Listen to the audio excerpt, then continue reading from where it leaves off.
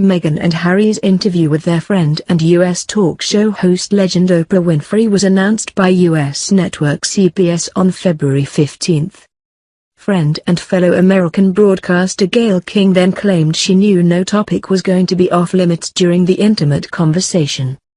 Harry's grandfather Prince Philip went into hospital on February 16, prompting calls from royal fans for the couple to delay the broadcast, to avoid adding extra pressure on the royals at a stressful time.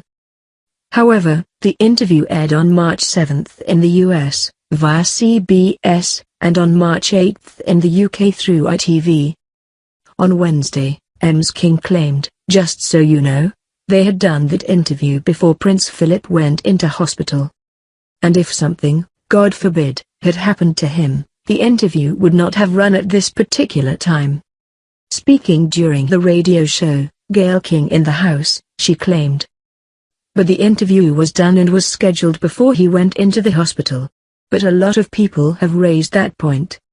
She has provided plenty of insight into the interview since it aired last week, and it has been revealed that the first part of the tell-all was actually filmed in her house. However, Ms. King's claim overlooks the fact that Meghan actually mentions Philip's stint in hospital during the program.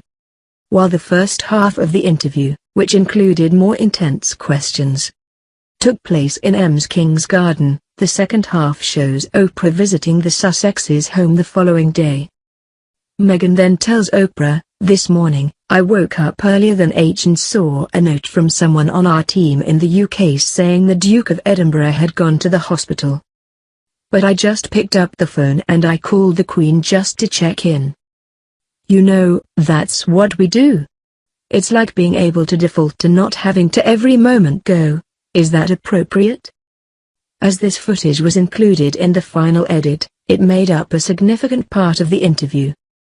Meghan's exchange with Oprah also suggests that Philip went to hospital while in between the interview segments, meaning they spoke to the U.S. talk show host around February 16.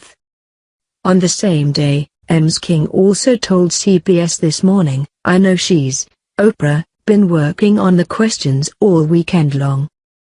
I'm told nothing is off limits, nothing is off limits. She can ask anything she wants." This suggests the interview was yet to take place at the time. Oprah briefly mentioned dates herself during the interview, too. She said to the Sussexes, "Your exit agreement with the royal family, that is coming up at the end of the month." The palace were expected to finalize their agreement with Meghan and Harry at the end of March. Exactly 12 months after they entered the trial period of their life outside of the firm, in line with the initial promises released last year. Oprah's comments subsequently suggest that the interview was filmed in March, rather than February. Harry then replied, "Yeah, I mean, the decision, as of last week, or whatever it was, is that they will be removing everything."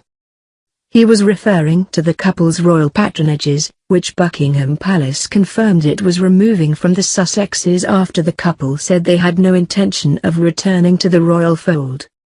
The palace's decision was publicized on February 19, although it is not known when the palace officially came to that conclusion behind the scenes. Either way, Harry's comments make it hard to pin down the exact date when the Sussexes' interview took place.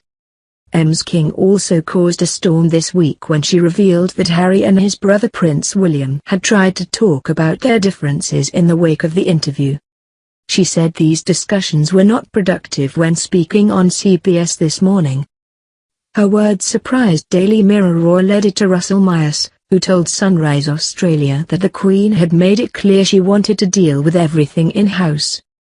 He continued, "Now you have Gayle King sort of airing everyone's dirty linen in public. The royals will be absolutely devastated that this has happened. I don't think that this is going to do anyone any favors anytime soon.